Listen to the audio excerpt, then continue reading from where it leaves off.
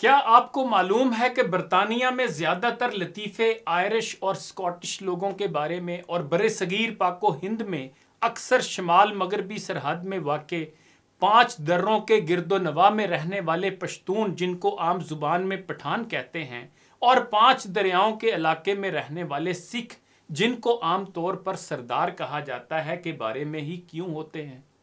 اگر نہیں پتا تو سن لیں، محمد خان قلندر نے اس کا جواب دیا ہے۔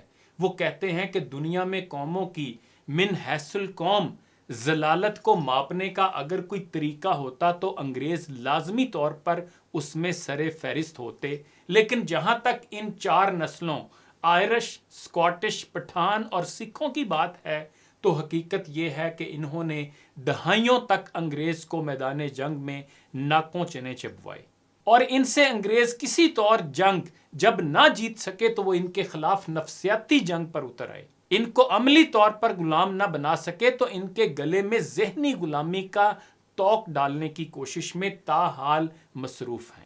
یہ لطیفہ گوئی ان کے بارے میں اب تک صدیوں سے بروئے کار ہے کہ ان کو اجڑ، جاہل اور بے وقوف ثابت کیا جائے۔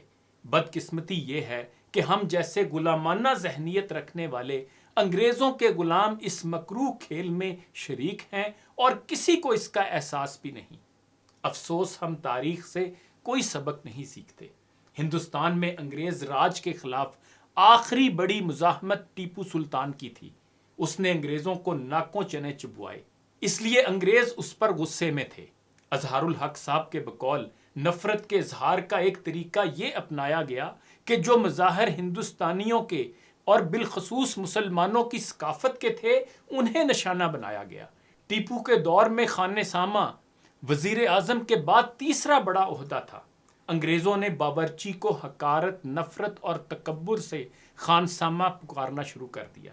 یہ ایک کمینہ اور 3rd کلاس مذاق تھا جو مغل سلطنت اور ٹیپو کی ریاست سے کیا گیا، لیکن یہ تو محض آغاز تھا۔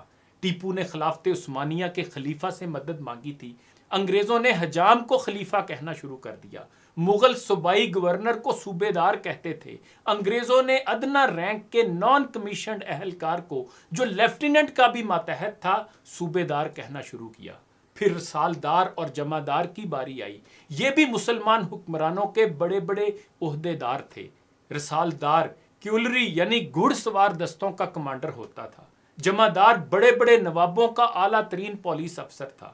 یہ سارے مناصب ذلیل کیے گئے، عزتیں نیلام ہوئیں۔ پھر انگریزی زبان کا نفاذ آ گیا۔ مقامی علماء اور دانشور راتوں رات جاہل ہو گئے اور سرکار انگلشیا سے آئی ہوئی انگریزوں کی چٹھیاں پڑھوانے کے لیے در بدر بھٹکنے لگے۔ پھر مسلمان اشرافیہ کے لباس کی باری آئی۔ انگریزوں نے دستار، اچکن، پاجامہ اور شلوار اپنے نوکروں، پہرے داروں، بٹلروں، بیروں اور دروازے کھول کر سلام کرنے والے لوگوں کو پہنا دی، جو باغیرت پاکستانی حکمرانوں کے محلات میں آج بھی جوں کی توں رائج ہے۔ مسلمانوں سے جڑی ہر شے کی انگریزوں کے ہاتھوں تذلیل کی انتہا اس وقت ہوئی جب نفرت سے پھنکارتے انگریز حکمرانوں نے کتوں کے نام ٹیپو رکھنے شروع کیے، اور پھر ہمارے ڈپٹی کمشنر صاحب بہادروں نے بھی پاکستان بننے کے بعد بھی اس روایت کو آگے بڑھایا۔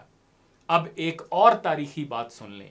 مشتاق یوسفی اپنی کتاب آب گم میں لکھتے ہیں کہ انہیں یہ دیکھ کر دکھ ہوا کہ حلوائی اور بچے اس کتے کو ٹیپو کہہ کر بلا اور دھتکار رہے تھے۔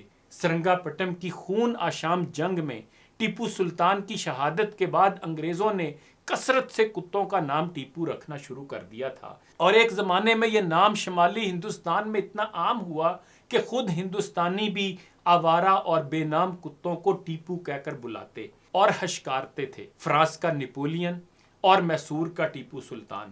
انگریزوں نے ایسا سلوک اپنے کسی اور دشمن کے ساتھ روا نہیں رکھا، اس لیے کہ کسی اور دشمن کی ان کے دل میں ایسی ہیبت و دہشت نہیں بیٹھی تھی۔ برِ صغیر کے کتے 100 سال تک سلطان شہید کے نام سے پکارے جاتے رہے۔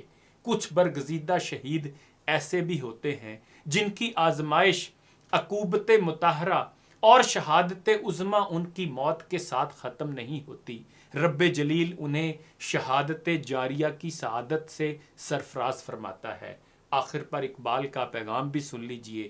ہر مسلمان رگے باطل کے لیے نشتر تھا، اس کے آئینہ ہستی میں عملے جوہر تھا، جو بھروسہ تھا اسے قوت بازو پر تھا۔ ہے تمہیں موت کا ڈر، اس کو خدا کا ڈر تھا۔